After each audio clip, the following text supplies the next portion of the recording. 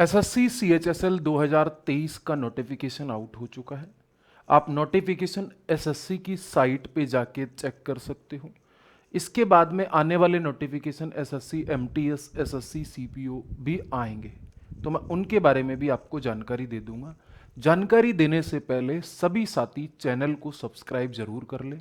ऐसी जानकारी के लिए आप सभी लोगों को नोटिफिकेशन मिलता रहेगा। बेल आइकन जरूर दबा देना जिससे कि आपको नोटिफिकेशन मिल जाए हमारे भी चैनल का। क्लासें वगैरह मैं आप लोगों को बता दूंगा कब से शुरू होने वाली है, तो इससे पहले आप देख लीजिए, जान लीजिए। एसएससी सीएचएसएल आपके पास में सेंटर गवर्नमेंट में 10+2 की भर्ती है, मतलब 12वीं पास विद्यार्थी इस परीक्षा का एग्जाम दे सकता है। 2022 से पहले इस परीक्षा का स्तर अलग हुआ करता था, एग्जाम एक हुआ करता था। इसमें ना तो फिजिकल है ना ही मेडिकल है, तो निश्चिंत रहिए, इस बात से आपको परेशान नहीं होना कि इसमें मेडिकल है फिजिकल है। तो यहाँ पे एसएससी सीएचएसएल 2023 में जो नोटिफिकेशन आउट है उसमें जो फोरम की स्टार्टिंग डेट है वो है 9/5/2023, मतलब 9 मई से फोरम शुरू है। क्लोजिंग डेट आपके पास में 8 जून 2023। ठीक है, तो ये देख लेना। एग्जाम डेट है जुलाई से अगस्त के बीच में, कब है वो मैं आप लोगों को बता देता हूं। तो आपके पास में ये ध्यान रख लेना, 9 मई से फोरम शुरू हो चुके हैं, तो आप इसे भर देना। आपके पास में यहां पर एग्जाम जो डेट है इसकी वो है 2/8/2023 से 22/8/2023। अब आप बोल रहे हो कि सर 20 दिन कैसे लगेंगे? तो 20 दिन इसलिए लगते हैं क्योंकि बेसिकली ये एग्जाम कंप्यूटर बेस होता है। कंप्यूटर बेस होता है, फोरम काफी ज्यादा भरे जाते हैं, इस वजह से एग्जाम का जो प्रोसेस है वो 20 दिन लग जाते हैं आते आते। First shift, second shift, third shift ऐसे लगता है, तो काफी समय खर्च हो जाता है इसमें। तो 20 दिन का समय लगेगा एग्जाम का प्रोसेस पूरा होने में। अब आगे चलते हैं। इसमें कुछ साथी ऐसे सोचेंगे कि सर सैलरी क्या है, तो इसमें जो सबसे पहले मैं पोस्ट की बात करता हूं वो क्या है, एलडीसी इसमें आता है, लोअर डिवीजन क्लर्क। आपके पास में ये लेवल 2 की जॉब है और इसकी सैलरी 19,900 से 63,200 के बीच में है। अब आपके पास में बता देता हूं, लगभग ये 40,000 के आसपास आ जाता है। 40 नहीं मानते हो तो आप 38 मानो। दिल्ली जैसे शहर में इसकी सैलरी लगभग 38,000 के आसपास आती है। मान लीजिए आपको डेटा एंट्री ऑपरेटर की, ये देखो इस एग्जाम की सबसे छोटी पोस्ट यही है। एमटीएस के बाद में जो पहला प्रमोशन मिलता है उसके बाद में यही आता है। उसके बाद में डेटा एंट्री ऑपरेटर। अगर आपको लेवल 4 की पोस्ट मिलती है तो आपकी सैलरी 25,500 से हाईएस्ट 81,100 है, और दिल्ली जैसे शहर में इसकी सैलरी लगभग 44,000 है।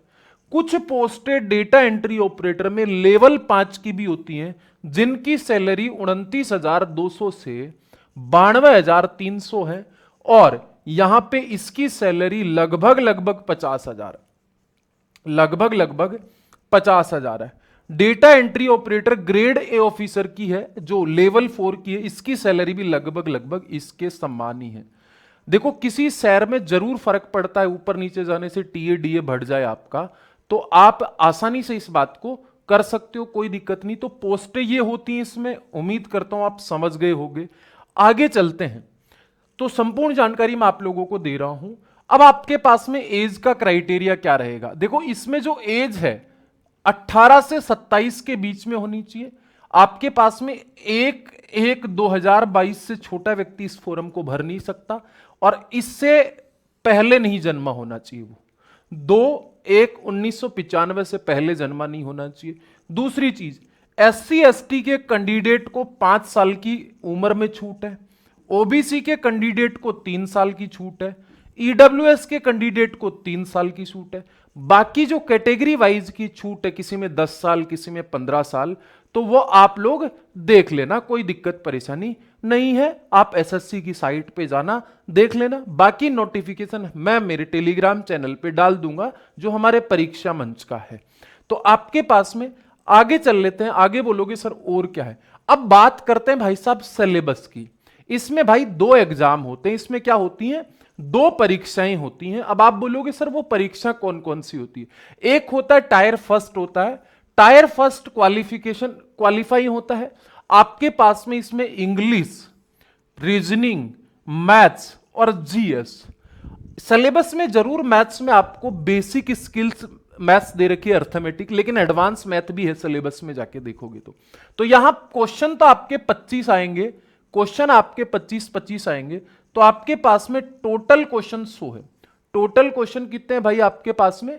100 है। टोटल क्वेश्चन क्या आपके पास में?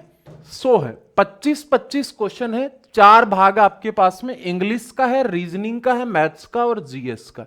25 क्वेश्चन मैथ्स के, 25 क्वेश्चन रीजनिंग के, 25 इंग्लिश के। प्रत्येक क्वेश्चन का नंबर 2 है तो 50-50 नंबर का हो गया। आपके पास में 200 नंबर है और 200 नंबर में वही व्यक्ति का सेकंड एग्जाम के लिए क्वालिफाई होता है जिसके लगभग 130 प्लस नंबर है। 130 प्लस नंबर है। कैटेगरी वाइज छूट और मिलती रहेगी आप लोगों को। अब आप बोलोगे ठीक है सर, टायर सेकंड है, उसमें जो दूसरा एग्जाम है उसमें क्या है? ये एग्जाम होने के बाद में, इस एग्जाम के बाद में जो मैंने इस एग्जाम का डेट बता दिया, लगभग 2 महीने के आसपास, कभी कभी कम भी समय लगता है और कभी 2 महीने से ज्यादा भी लग जाता है, 10-5 दिन। तो लगभग अब हम 2 महीने लेके चलते हैं। जब ये एग्जाम आप क्वालिफाई कर लोगे तो आप दूसरे एग्जाम में बैठने योग्य होगे। इस एग्जाम में आपके पास में सेक्शन ए होगा, सेक्शन बी होगा और सेक्शन सी होगा। सेक्शन ए को हल करने के लिए आपको 1 घंटा मिलेगा। एक ही साथ होंगे ये, 2.25 घंटे का पेपर है, 2.25 घंटे का पेपर है।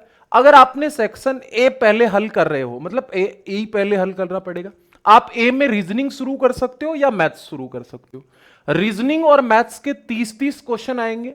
एक क्वेश्चन 3 नंबर का होगा। टोटल 180 नंबर का है ये। तो ये सेक्शन बी में जैसे वो खुलेगा आपके पास में, जैसे ये घंटा कंप्लीट, फिर ये ओपन होगा। यहां पे इंग्लिश और जीएस है।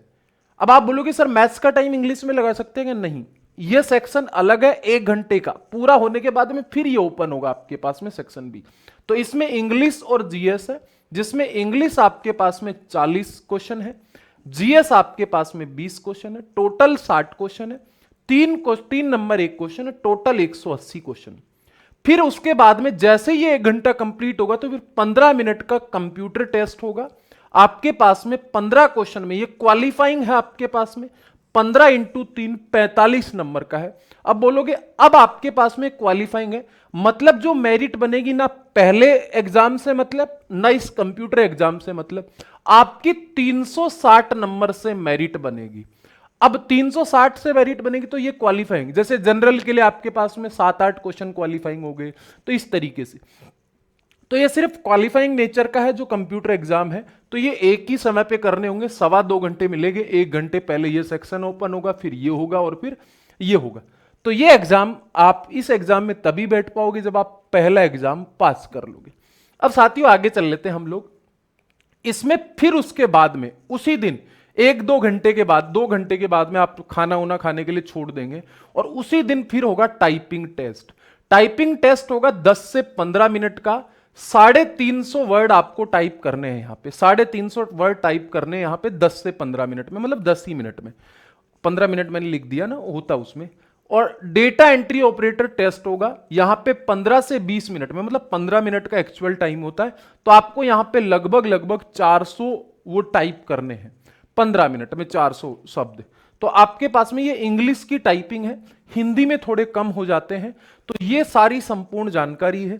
तो मैंने आपको बता दी कि एज क्या है, क्वालिफिकेशन क्या है, तो ये सारी बातें मैंने आप लोगों को बता दी है। फोरम कब से शुरू हो रहे हैं, और ऐसे नोटिफिकेशन प्राप्त करने के लिए आप हमारे YouTube चैनल को जरूर सब्सक्राइब कर लें। मिलते हैं ऐसी जानकारी के साथ अगली क्लास में। क्लासें कब से शुरू होंगी इसके बारे में भी मैं आप लोगों को बता दूंगा। Bye bye, take care, love you. मिलते रहेंगे इसी के साथ।